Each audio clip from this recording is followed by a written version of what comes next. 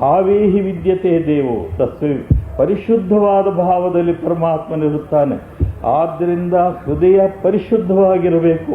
ಮಂದಿರ, ಮಸೀದಿ, ಚರ್ಚ್ ಇದನ್ನು ಮಾನವರು ನಿರ್ಮಿಸಿದ್ದಾರೆ, ಆದರೆ ಮನೋಮಂದಿರವನ್ನು ಭಗವಂತ ನಿರ್ಮಿಸಿದ್ದಾನೆ. ಕಾರಣ ಏನೆಂದರೆ ಅದು ಆತನ ಆವಾಸ ಸ್ಥಾನ.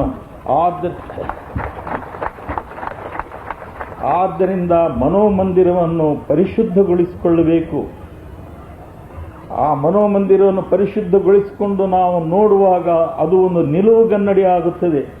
ಆ ನಿಲುವುಗನ್ನಡಿಯಲ್ಲಿ ನಮ್ಮನ್ನು ನಾವು ನೋಡಿಕೊಂಡಾಗ ನಮ್ಮ ಹೃದಯಕ್ಕೆ ಅಂಟುಕೊಂಡಿರುವಂತಹ ಕ್ರೋಧ, ದ್ವೇಷ, ಅಸೂಯಾದಿ ಮತ್ಸರಾದಿಗಳು ಅದನ್ನು ಕಂಡು ತಕ್ಷಣವೇ ನಾವು ಚಕಿತರಾಗುತ್ತೇವೆ.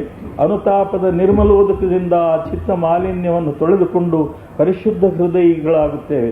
ಹೀಗೆ ಯಾವುದು ಈ ಜಾತೀಯತೆ ಇದು ಕ್ಷುಲ್ಲಕವಾದ್ದು. ಈ ದೇಶ ಬೆಳೀಬೇಕು, ಇದು ಮಹಾನ್ ರಾಷ್ಟ್ರ. ನಮ್ಮನ್ನು ಆಶಾಭರಿತ ದೃಷ್ಟಿಯಿಂದ ಜಗತ್ತು ನಮ್ಮನ್ನು ಈಕ್ಷಿಸುತ್ತಿದೆ.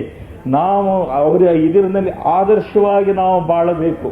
ಗಾಂಧೀಜಿಯಂತಹ ಎಷ್ಟೋ ಶತಮಾನಗಳ ಅನಂತರ ಅಂತಹ ಸುಪುತ್ರ ಈ ದೇಶದಲ್ಲಿ ಜನ್ಮಧಾರಣ ಮಾಡಿದ. ಆ ವಾಕ್ಯಗಳು ಇವತ್ತಿಗೂ ಕೂಡ ಅನುಕರಣ ಯೋಗ್ಯವಾದದ್ದು. ಅದನ್ನು ಅನುಸರಣೆ ಮಾಡಿ ನಾವು ನಮ್ಮನ್ನು ರಕ್ಷಣೆ ಮಾಡಿಕೊಂಡು ಜಗತ್ತಿಗೂ ಕೂಡ ಮಾದರಿಯಾಗಬಲ್ಲಂತಹ ಒಂದು ಅನುಕರಣ ಯೋಗ್ಯ ಕಲ್ಯಾಣ ಗುಣಗಳನ್ನು ನಾವು ಸಂಪಾದಿಸಿಕೊಳ್ಳಬೇಕು.